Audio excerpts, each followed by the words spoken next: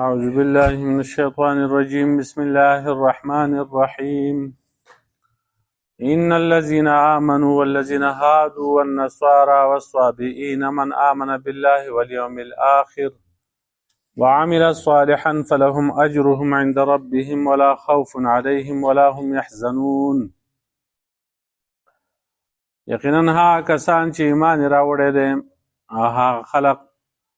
چې یهودیان دي او نصارا دي او صابئین دي، چا چې ایمان راوړو په الله باندې په ورځ د آخرت باندې عمل یې وکړو نیک، د دوی لپاره اجر دی د دوی د رب په نس باندې، نه به یې هېڅ یره په دوی باندې، نه به دوی غمجن شي. ربط د مخکې سردار دی چې مخکې آیتونو کې څه محاسن بیان شو او څه قبایح د بني اسرائیلو، بیا په هغو باندې څه نعمتونه او څه عذابونه بیان شو. نو اوس دغه یهودو ته نصارا او صابئینو او ټولو دینونو والا ته عام دعوت ورکوي چې راشئ صحیح ایمان، صحیح عقیده، صحیح عمل خپل کړي. په نومونو باندې څه نه کېږي. الله پاک ایمان او عمل صالح ته، نیک عمل ته ګوري، ډلو ته، تنظیمونو ته، نومونو ته، دې ته نه ګوري. که یو سړی وایي چې یهودیت غوره دین دی، لکه یهودیانو به چې وي، یا نصرانیانو وایي چې نصرانیت دا غوره دی، صابئینو به وایي چې دا صابیت دا غوره دی، مشرکانو به وایي زمونږ دا دین غوره دی. نو الله پاک دې نومونو ته نه ګوري، اعتبار نومونو لره نشته، بلکې الله پاک صفاتو ته ګوري چې تاسو کې صفات څه دي، ایمان عقیده صحیح ده او که نه ده، عمل ستاسو ټیک دی او که نه دی، دې ته ګوري. نو ټولو خلقو ته هغه دعوت شو. نو مطلب د آیت چې کوم دی هغه دا دی چې دا ټیک ده چې مخکني قومونه چې په هره زمانه کې تیر شوي دي هغه په خپل ځای باندې ټیک وګڼه، صحیح. یهودیان په خپل ځای باندې هغه صحیح. بیا د هغې نه وروسته عیسی علیه السلام راولېږلی شو، نصرانیت هغه دین هم په هغه زمانه کې ټیک و، صحیح. خو لیکن کله چې وروسته بیا پیغمبر پاک صلی الله علیه وسلم راغی، نو هغه د قیامته پورې پیغمبر دی، نو اتباع د هغه پکار ده، د هغه خبره منل پکار دي، هله به کامیاب شي. ځکه الله رب العالمین فرمایي ومن یبتغي غیر الاسلام دینا فلن یقبل منه وهو فی الاخرة من الخاسرین. څوک چې تابعداري کوي د اسلام نه علاوه د بل دین، نو د هغه نه دغه دین نه قبلیږي او دی په آخرت کې د تاوانیان نه. بل ځای الله فرمایي هو الذي ارسل رسوله بالهدى ودین الحق ليظهره على الدين كله ولو كره المشركون. الله هغه ذات دی چې خپل پیغمبر په هدایت سره رالیږل دی، په دین حق سره، د دې لپاره چې دا دین غالب کړي په ټولو دینونو باندې، اگر چې مشرکان دا بد ګڼي. بل آیت کې راځي ما کان محمد ابا احد من رجالکم ولکن رسول الله وخاتم النبیین. محمد صلی الله علیه وسلم د پتاسو کې د نارینو هغه پلار نه دی، لیکن پیغمبر دی د الله پاک او خاتم النبیین دی، آخری پیغمبر دی. محمد رسول الله والذین معه. محمد صلی الله علیه وسلم د الله پاک رسول دی. هغه کسان چې د هغه سره دي هغه په خپل منځ کې نرم دي او په کافرو باندې سخت دي. احادیث کې هم دغه شانتې راځي چې والذي نفسي بيده لا يسمع بي احد من هذه الامه يهودي ولا نصراني ثم لا يؤمن بي الا دخل النار. زما دې په هغه ذات باندې قسم چې د هغه په قبضه قدرت کې زما روح دی، زما خبره نه اوري د دې امت نه یهودي او نه نصراني او بیا په ما ایمان را نه وړي، نو دی به دوزخ ته داخلېږي، اور ته به داخلېږي. نو کوم کسان چې وایي چې د دې آیت نه وحدت ادیان چې کوم دی هغه ثابتېږي، هر څوک چې که مسلمانان یې او که یهودي او که نصراني او که صابئي نو دا یو شی دی وایي دا ټول چې کوم دی دا نجات واله دي نجات واله نه دي من آمن بالله والیوم الاخر ورسره ویل دي هغه څوک نجات واله دي چې هغه ایمان راوړل په الله پر ورځ آخرت باندې او په الله باندې ایمان چې کوم دی په دې کې داخل دی ایمان په پیغمبر باندې په آخري پیغمبر باندې ځکه هغه ایمان خدای ته قبول نه دی چې هغه په آخري پیغمبر باندې نه نو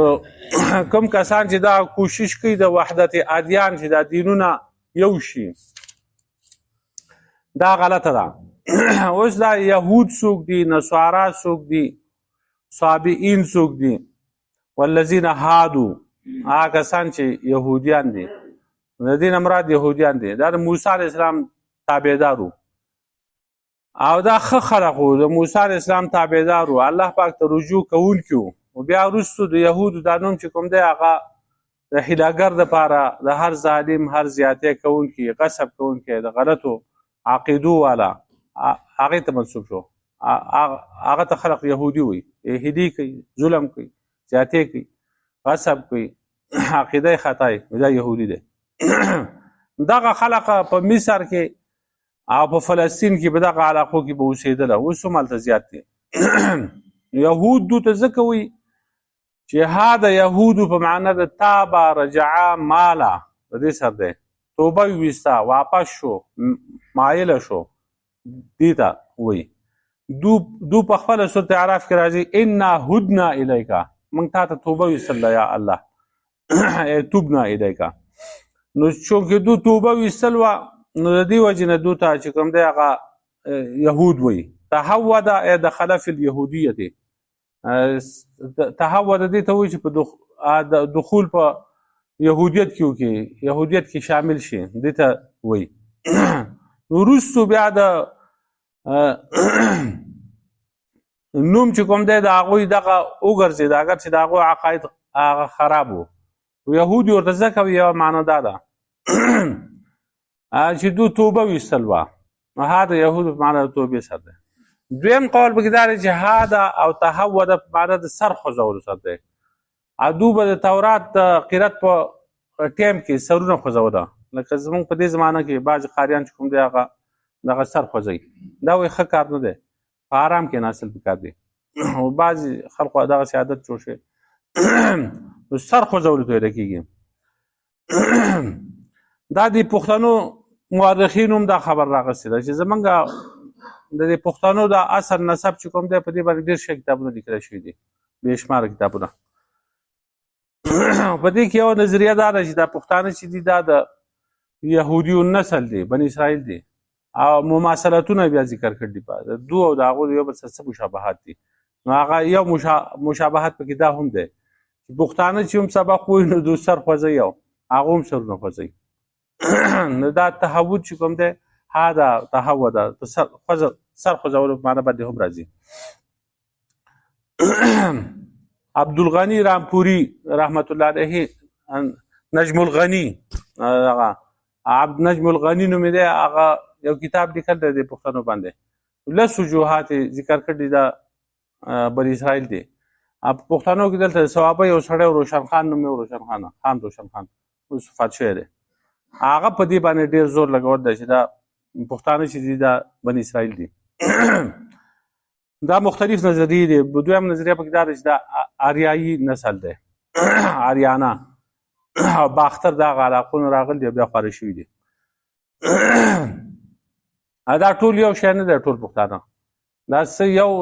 قبیله ده څه بله قبیله ده دغه شانتې ټول یو کول لکه دا ټول چې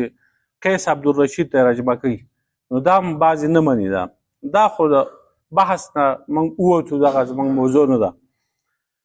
بعضې وایي چې دا یهود ورته ځکه وایي چې دا د یعقوب علیه السلام مشر زوی او د هغه نوم یهوذا و نو هغه اولاد چې کوم دي هغې ته یهوز به وي او دا زال په دال باندې بدلېږي نو یهود شو بیا لکه نمرود چې موږ ویو دا نمرود نوم نه دی دا نمروز دی زال سر دی خو دا زال په دال باندې بدلېږي نو نمرود شوی دی یا بل قول پکې دا دی چې دا د حوادت نه دی، حوادت مینې او محبت ته ویل کېږي. نو دوی هم د یو بل سره مینه محبت هم دی وجې نو یهود وي. او نصارا چې دی دا جمع نصراني ده. نصراني دا منسوب دی نصران ته یا ناصري ته. ناصره دا د کلي نوم و. عیسی علیه السلام په هغه کې پیدا شوی او ځکه وایي دا په فلسطین کې بیت المقدس ته شمالي طرف ته تقریبا 80 میله لرې یو ځای و. په هغه کې عیسی علیه السلام پیدا شوی نو ځکه ورته وایي. بیا وروستو چې چا د عیسی علیه السلام تابعداري کوله او د هغه مدد یې کوه نو هغه ته به نصراني وي. او څوک وایي چې دا نوم ورته ځکه وایي چې دوی هغه حواریین چې وو نو هغو دا خبره کړې چې نحن انصار الله، د عیسی علیه السلام خاص ملګري شو. هغه وایي نحن انصار الله، موږ د الله پاک امدادیان یو د الله د دینه. نو ځکه ورته انصار نصراني د مدد په معنا باندې دی. نو قرآن او حدیث کې د دوی نوم نصارا راغلی دی. نو عیسایان چې کوم دی دا عیسایي دا لفظ ښه نه دی. دې کې بې ادبي هم ده د عیسی علیه السلام دغسې الفاظ استعمالول نه دي پکاره. صابئین چې دی د دې په تفسیر کې ډېر زیات اختلاف دی چې دا صابئین څوک وو. نو یهود او نصارا دا خو جو هر څوک پیژني به هر حال خو وجه د تسبیح د هغې بیان شوه. او صابئین چې دي نو دا مشهوره دا ده چې دا یو قوم په عراق کې اوسېدل. لا اله الا الله کلمه بایبې نور څه دین نه و. عقیده یې دا وه چې دا د ستورو تاثیر دی په دې کائناتو کې. دا تاثیر چې دی دا د ستورو دی او د عالم تدبیر کوونکي دا ستوري دي. نو د دې وجې نه به چې کوم دی مشرکان مسلمانان د صابئین وي. صابئینه ځکه چې دوی به لا اله الا الله وي نو دوی وي چې دا او هغه یو شی دی. دا مسلمانان مشرکان و مسلمانان د صابئین وي.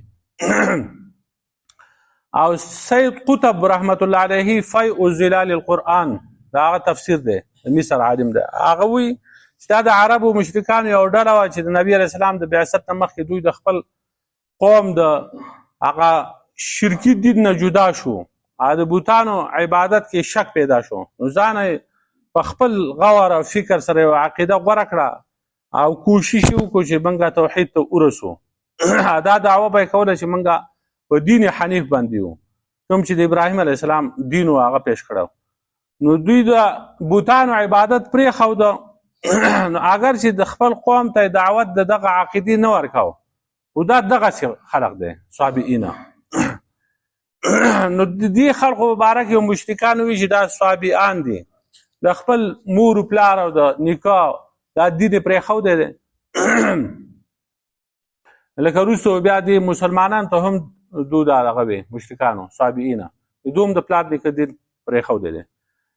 بعضې وایي صابئینه هغه چاته وایي چې د یو دین نه منتقل شي بل دین ته. نو دوی د یهودو او نصاراو دین پرېښودی او د ملایکو عبادت به یې کوو. دا بل قول دی. بل قول دا دی چې دا د ابراهیم علیه السلام قوم و کلدانیینه چې د ستورو عبادت به یې کوو. په شام او حران په دغه ځای کې اوسېده. اوس هم وایي په عراق کې د دوی عبادت خانې شته. بعضې مفسرین دا هم لیکل دي چې د دوی خلک موږ سره میلاو شوي دي خپل حالات موږ ته بیان کړي دي او بیا څه پکې مسلمانان شوي دي. امام رازي صاحب وایي چې دا د ستورو په باره کې بیا د دوی چې عقیده وه دا دوه قسمه وه. یو دا چې خالق د عالم الله رب العالمین دی لیکن دغه الله پاک حکم موږ ته کړ دی چې تاسو د ستورو تعظیم کوئ او دا د مانځه او دعا او د تعظیم دپاره د دوی یو قسمه قبله وه. دویم قسم هغه و چې الله پاک اسمانونه او ستوري دا پیدا کړه بیا یې د عالم دا تدبیر چې دی دا یې د ستورو ته حواله کړ دی. نو خیر او شر او مرض او صحت او دا هر څه چې کوم دی دا ستوري راولي او انسانانو باندې دا واجب دی چې د دې ستورو تابعداري وکړي د هغو تعظیم کوي او دا تدبیر کوونکي الهه دي د ستورو ته به وي. او بعضې وایي چې دا کتابیان دي زبور به یې لوسته زبور والا دي او د دغه دین دعوه به یې کوله او بیا ځان ته وایي چې موږ د یحیی علیه السلام چې کوم دی تابعدار یو او قبلې ته به یې 15 لمونځونه هم کوله او د دې سره سره به یې د ملایکو عبادت هم کوه. نو دا بل قول دی. نو زیاد بن ابي سفیان چې کوم دی چې هغه ګورنر و دوی ولیده چې دوی 15 لمونځونه کوي کعبې ته هم مخ کوي نو جزیه یې ساقط کړه وایي تاسو به جزیه نه ورکوئ وایي دا مسلمانان دي وروسته چې خبر شو چې دوی خو د فرشتو عبادت هم کوي جزیه یې بیا مقرر کړه قرطبي وایي نو د دې وجې نه امام صاحب چې کوم دی هغه هم د دوی په باره کې دا حکم جاری کړی چې د دوی سره نکاح کېږي او ذبیحه حلاله ده د دوی څه شی حلال کړي هغه حلال دی ځکه چې دوی به لمونځ کوو او قبلې ته به یې مخ کوو لا اله الا الله به یې وي نو د دې وجې نه هغه شک دا و چې دا مسلمانان دي لیکن دوی مسلمانان نه دي دا هر دور کې چې چا څنګه لیدل دي جو صحیح عقیده باندې څوک خبر شوي نه دي دوی امام مجاهد صاحب وایي چې دا یو قوم د یهودو او نصارا او د مجوسو په منځ کې د دوی څه دین نشته او وهب بن منبه رحمت الله علیه چې هغه غټ عالم و د یهودو د اهل کتاب او بیا وروسته مسلمان شوی د هغه نه چا تپوس وکړو نو هغه وی الذي يعرف الله وحده وليست له شريعه يعمل بها ولم يحدث كفرا دا کسان دي چې دا الله پاک پیژنګلو شته د دوی سره خدای پیژني او شریعت نشته چې په هغې باندې دوی عمل وکړي او کفر هم نه ښکاره کوي دا دغسې باندې خلق دی دا قول وایي غوره دی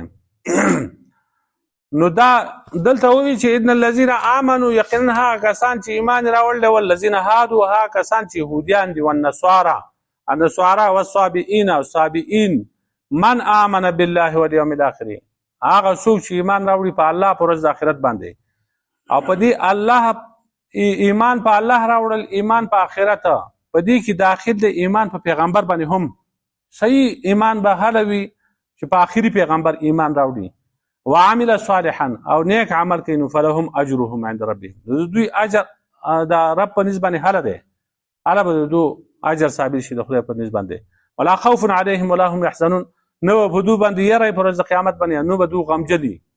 دا نو ټولو خلقو ته دعوت ورکو راشي پلار نیکه دا دینونه پرېږدئ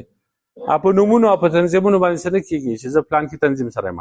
صحیح عقیده او صحیح ایمان صحیح عمل خپل کوي چې کامیاب شي ربنا ظلمنا انفسنا